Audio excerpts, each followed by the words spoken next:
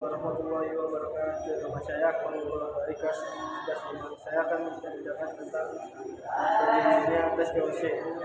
POC didirikan pada tahun 20 Maret 1503 atas usulan Johann van Oldenbarneveldt. POC didirikan oleh pemerintah Belanda dengan latar belakang beberapa hal, yaitu untuk menguasai dan memperdagangkan rempah-rempah di Asia Tenggara, khususnya Indonesia pada saat itu. Rempah-rempah seperti tempe, kayu manis, dan ada sangat ada di pasar Eropa. Untuk bersaing dengan pasar Eropa lainnya seperti Portugis dan Spanyol, untuk mengurangi persaingan antara pedagang Belanda lainnya, untuk memperkuat Belanda dalam kesempatan internasional.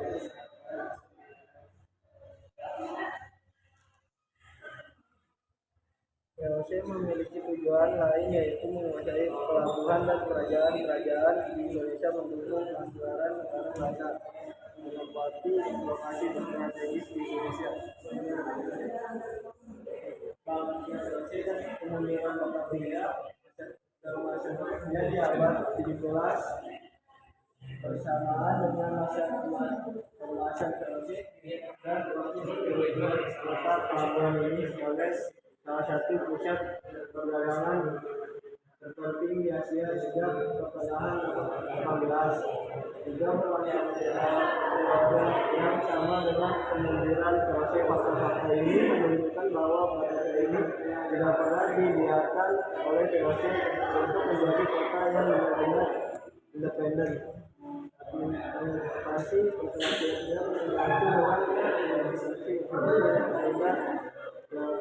beberapa dalam birokrasi dan mengelola ke dalam kota.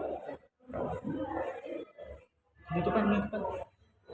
Iya, dari saya. Wassalamualaikum warahmatullahi wabarakatuh. Anjing.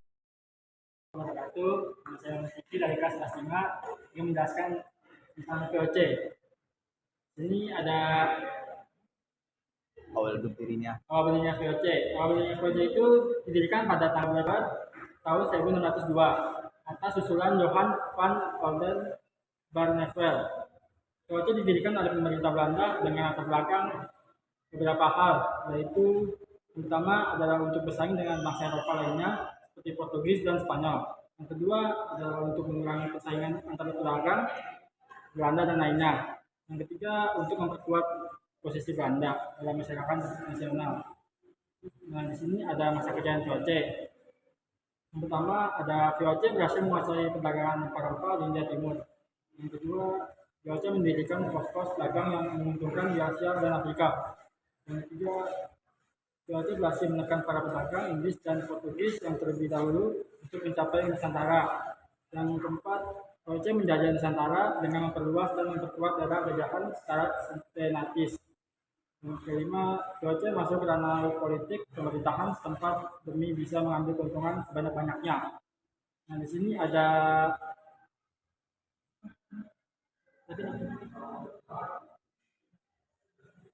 peninggalan. Nah, terakhir ada peninggalan masa VOC.